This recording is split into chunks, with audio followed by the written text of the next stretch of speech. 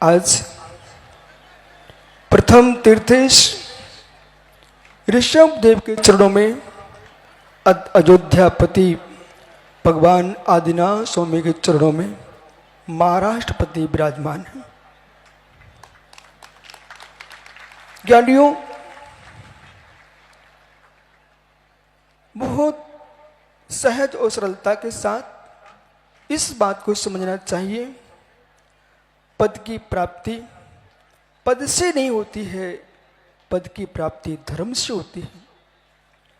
भारतीय संस्कृति में इस बात का सबसे गहनतम चिंतन किया गया है। संपूर्ण दर्शन एक मत है, एक चारवाक को छोड़ करके पुनर्भव होता है। वो पुनर्भव के सिद्धांत को मानते हुए मुख्यमंत्री जी चाहे देश की समाज, संपूर्ण राष्ट्र आपके गले में माला डाले, आप धीरे से उस माला को उतार करके भारत मां के गले में डाल देना और यूं कहना, हे भारत की मिट्टी, यदि ये मिट्टी ना होती तो ये मिट्टी का दास आज मुख्यमंत्री नहीं बनता।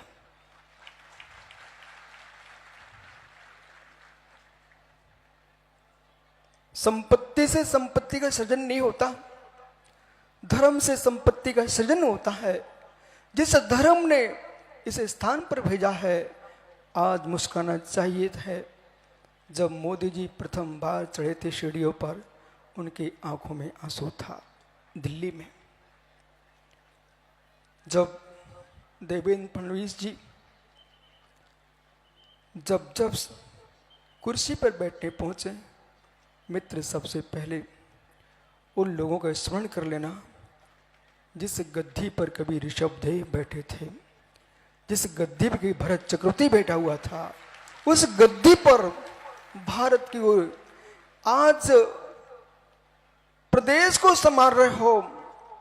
सकल समाजों के लिए अखंड भारत का विचार करना और अखंड भारत का विचार करके कश्मीर से कन्याकुमारी तक नहीं, श्रीलंका से अफगानिस्तान तक अखंड भारत का दर्शन करना।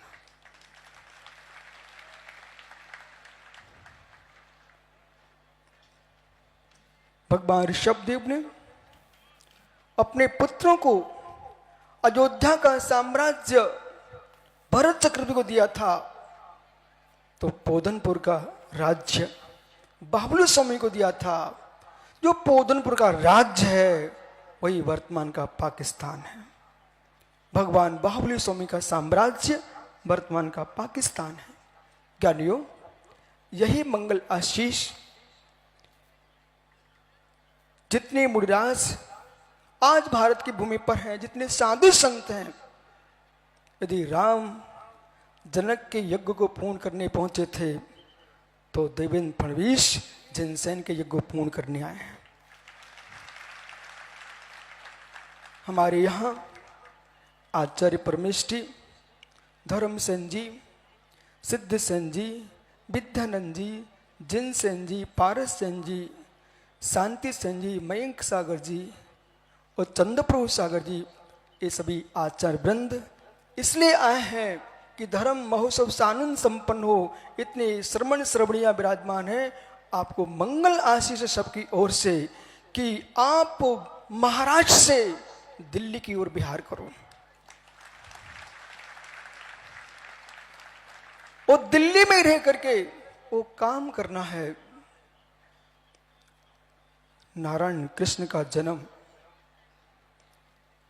हुआ जो है वो देवकी के यहां हुआ है, पर पालन यशोदा ने किया है। ऐसे ही जितने महापुरुष हुए, ऋषभ देव का जन्म अयोध्या में हुआ, श्री राम का जन्म अयोध्या में हुआ, भगवान मुनिस्मृतना स्वामी राजगृह में जन्मे तो नेमिनाथ स्वामी सौरीपुर बटेश्वर मथुरा नारायण कृष्ण के चचेरे भाई।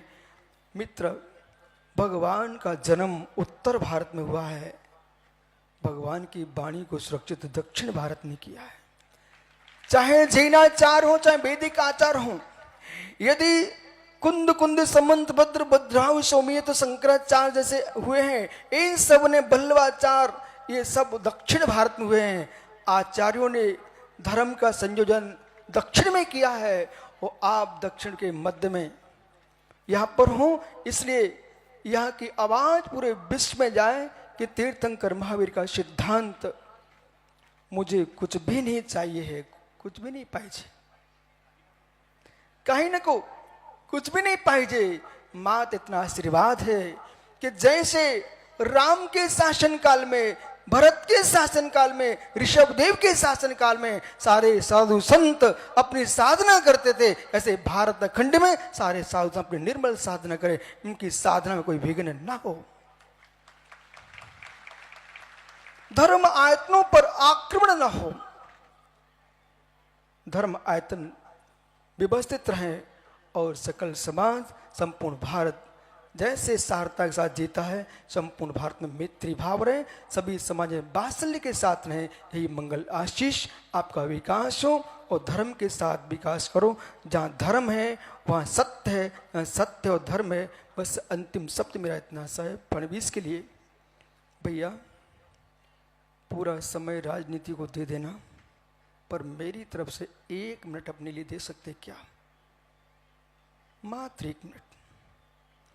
उसमें न राजनीति की बात होना चाहिए, न परिवार की बात होना चाहिए, उसमें मात्र आपको मात्र 1 मिनट स्वाध्याय करना है। राजनीति कहती है राजा के पास स्वाध्याय है, उसका राज्य कभी नष्ट नहीं हो सकता, और जिसके पास स्वाध्याय नहीं है उसके राज्य कोई बचा नहीं सकता।